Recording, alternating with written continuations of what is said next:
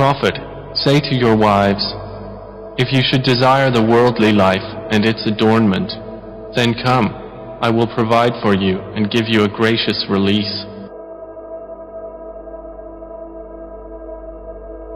اے نبی، اپنی بیویوں سے کہو اگر تم دنیا اور اس کی زینت چاہتی ہو تو آؤ میں تمہیں کچھ دے دلا کر بھلے طریقے سے رخصت کر دوں۔ مسلم شریف کی حدیث ہے کہ نبی علیہ السلام نے فرمایا کہ میرے غریب اصحاب میرے امیر اصحاب سے 40 سال پہلے جنت میں چلے جائیں گے۔ جی قیامت کا دن 50,000 سال کا دن ہے، تو آپ کیا سمجھتے ہیں سیدھا ٹکٹ لگا ہوا ہے؟ 40 سال پہلے وہ لوگ جنت میں جائیں گے جو غریب صاحب ہیں۔ سر 40 سال کا ڈفرنس دنیا میں آپ ذرا امیجن کر سکتے ہیں؟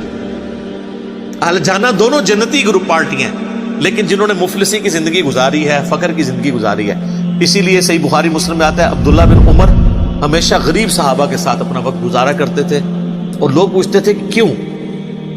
وہ کہتے تھے اس لیے کہ میں نے خود حضور سے سنا ہے کہ میرے غریب ساتھی جو ہے نا میرے امیر ساتھیوں سے 40 سال پہلے جنت میں جائیں۔ یہ تو میرا ایک فیوریٹ ٹاپک ہے اور میں پورے پیشن کے ساتھ اس پہ بول سکتا ہوں، اس لیے کہ میں صرف باتیں نہیں کرتا ہوں، میں کوشش کرتا ہوں کہ میں اپنی زندگی میں بھی اس چیز کو اڈاپٹ کروں۔ تو یہ معاملہ بڑا خطرناک ہے۔ بخاری اور مسلم دونوں میں حدیث ہے، نبی علیہ السلام اکثر دعا کیا کرتے تھے، اے اللہ محمد اور آل محمد کو بس اتنا ہی رزق دینا کہ ان کی سانسیں چلتی رہیں، سبسسٹنس لیول کے اوپر۔ آج جن کے پاس ڈھیروں مال و دولت نہیں ہے ان کو پریشان ہونے کی ضرورت نہیں ہے۔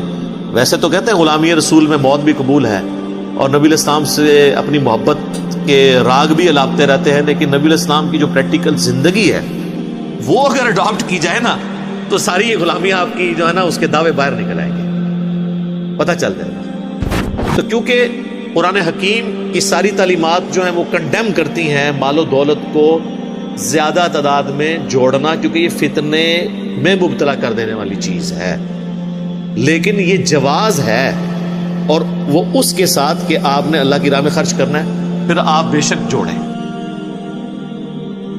سہل بن سعد سعدی رضی اللہ عنہ نے بیان کیا کہ ایک صاحب جو مالدار تھے رسول اللہ صلی اللہ علیہ وسلم کے سامنے گزرے۔ حضرت صلی اللہ علیہ وسلم نے اپنے پاس موجود صحابہ سے پوچھا کہ یہ کیسا شخص ہے؟ صحابہ نے عرض کیا کہ یہ اس لائق ہے کہ اگر یہ نکاح کا پیغام بھیجے تو اس سے نکاح کیا جائے، اگر کسی کی سفارش کرے تو اس کی سفارش قبول کی جائے، اگر کوئی بات کہے تو غور سے سنی جائے۔ سہل رضی اللہ عنہ نے بیان کیا کہ حضور اکرم صلی اللہ علیہ وسلم اس پر چپ ہو رہے۔ پھر ایک دوسرے صاحب گزرے جو مسلمانوں کے غریب اور محتاج لوگوں میں شمار کیے جاتے تھے۔ حضرت صلی اللہ علیہ وسلم نے دریافت فرمایا کہ اس کے متعلق تمہارا کیا خیال ہے؟ صحابہ نے عرض کیا کہ یہ اس قابل ہے کہ اگر کسی کے یہاں نکاح کا پیغام بھیجے تو اس سے نکاح نہ کیا جائے، اگر کسی کی سفارش کرے تو اس کی سفارش قبول نہ کی جائے، اگر کوئی بات کہے تو اس کی بات نہ سنی جائے۔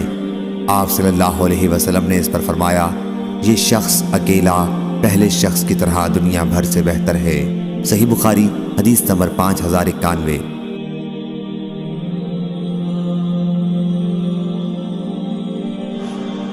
لیکن میں آپ کو یہ بتا دوں کہ اس وقت جتنے لوگ ارب پتی بنے ہوئے ہیں نا، انہوں نے زندگی میں کم از کم ایک چھکا ضرور مارا ہے کسی وقت، کہیں نہ کہیں انہوں نے ایسا معاملہ کیا ہے اور وہ تھریش ہولڈ پوائنٹ کراس ہوا اور اب معاملات چل پڑے۔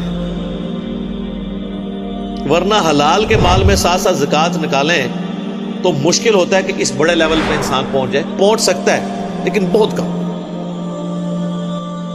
پھر ظاہر ہے کہ انسان کو آخرت کی فکر بھی ہوتی ہے۔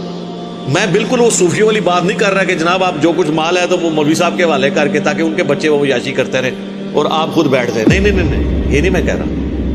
میں کہہ رہا ہوں جس چیز کا جتنا ریشو پروپورشن ہے اتنی ایفرٹ اس کے اندر پٹ کریں۔ لوگ 3 نوکریاں کرتے ہیں، جب ان کو کہا جائے کہ قرآن ایک صفحہ ترجمے سے پڑھنے کہتے ہیں ٹائم ہی نہیں ملتا۔ تو میرے بھائی ٹائم اسی ٹائم میں سے آپ نے ٹائم نکالنا ہے، اپنا ٹائم ٹیبل بنائیں، ریشو پروپورشن میں چیزوں کو ڈیوائڈ کریں۔ ویسے لوگ کہتے ہیں جی دین دنیا ساتھ ساتھ، وہ سر یہ نہ بات کیا کریں، یہ دنیا کا مشکل ترین کام ہے۔ دین دنیا ساتھ ساتھ یعنی 12 گھنٹے آپ نے دین کو دینے اور 12 دنیا کو۔ آپ تو 12 منٹ نہیں نکال سکتے اگر اسپیسیفکلی تھے. اگر کہتے ہیں نا ہم یہ باقی سارے معاملات بھی، رزق کمانا بھی عبادت ہے، یہ ٹھیک ہے، یہ اپنی جگہ ہے، لیکن اسپیسیفکلی جس طرح آپ دنیا کو ٹائم دیتے ہیں اسی کنسنٹریشن کے ساتھ دین کو ٹائم دینا بڑا مشکل کام ہے. وہ تو آپ نے کرنا ہی کرنا ہے کہ آپ نے زندگی کے ہر لمحے میں دیکھنا ہے کہ کون سی چیز اللہ اور اس کے محبوب صلی اللہ علیہ وآلہ وسلم کی نافرمانی کی طرف لے کے جا رہی ہے اور کون سی تابع فرمان